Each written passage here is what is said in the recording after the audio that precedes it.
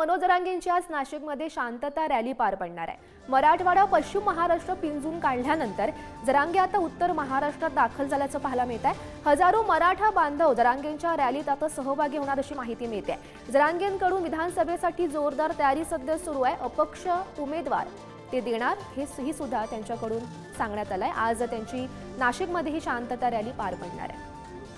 मनोज जरांगे पाटील यांच्या शांतता रॅलीचा आज नाशिकमध्ये समारोप होतोय। त्या दृष्टीने आयोजकांकडून जोरदार तयारी करण्यात आलेली आहे।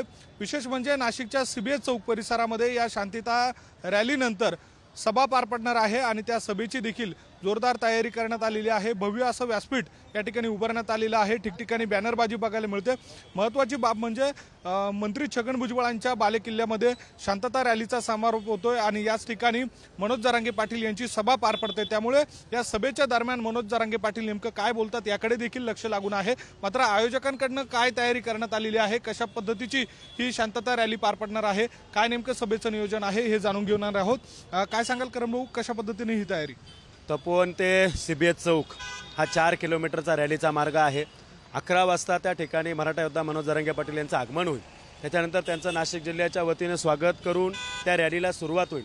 मालेगाव स्टँड या ठिकाणी छत्रपती शिवाजी महाराजांचा जो स्मारक आहे त्या स्मारकाला अभिवादन करतील। तिथं पुन्हा एकदा एक सत्कार होऊन रॅली पुढे प्रस्थान करेल। या रॅलीच्या मार्गावर ॲम्ब्युलन्स असतील, वैद्यकीय कक्ष असतील, पाण्याचे स्टॉल असतील, नाश्ता असेल, सर्व आंदोलक या रॅलीमध्ये चालणाऱ्या समाज बांधवांची काळजी घेण्याच्या जे काही गरजा त्या सगळ्या घेतलेल्या आहेत। 2000 स्वयंसेवक हे या रॅलीच्या पूर्ण नियोजनामध्ये सहभागी आहेत।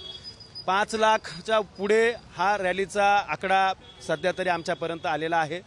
ग्रामीण भागातून सगळ्यात जास्त समाज बांधव या रॅलीला सहभागी होण्यासाठी निघालेले आहेत। शहरातलेही लोक मोठ्या संख्येने या रॅलीत सहभागी होणार आहे। सगळ्यात महत्त्वाची गोष्ट म्हणजे छगन भुजबळ जे मराठ्यांना कायम डिचवण्याचा आणि धमकावण्याचा प्रयत्न करताय, बालिशपणा करताय, त्या भुजबळांना आज मराठ्यांचा हा महासागर या नाशिक जिल्ह्यात बघायला मिळेल। राजकीय कारकीर्द भुजबळांची मराठे संपवल्याशिवाय आता शांत बसणार नाही। आपण बघतोय की छगन भुजबळांचा बालेकिल्ला आहे आणि त्यांचं राजकीय अस्तित्व संपवल्याशिवाय मराठा समाज राहणार नाही अशा स्वरूपाचा इशारा यावेळेला आयोजकांकडून दिला जातो। त्यामुळे या सगळ्या काळामध्ये मनोज जरांगे पाटील नेमकं काय बोलतात हे बघणं महत्त्वाचं असणार आहे।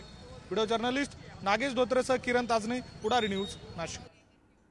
तर मनोज जरांगे पाटील यांची आज नाशिकमध्ये सभा सुद्धा होते। शांतता रॅलीमध्ये नांदगावचे शिंदेच्या शिवसेनेचे आमदार सुहास कांदे हे सुद्धा सहभागी होणार आहेत। तालुक्यातील सर्व जाती धर्मांच्या नागरिकांना रॅलीत सहभागी होण्याचं कांदे यांनी आवाहन केलं। या आवाहनाचा व्हिडिओ सध्या सोशल मीडियावर मोठ्या प्रमाणात व्हायरल होतोय।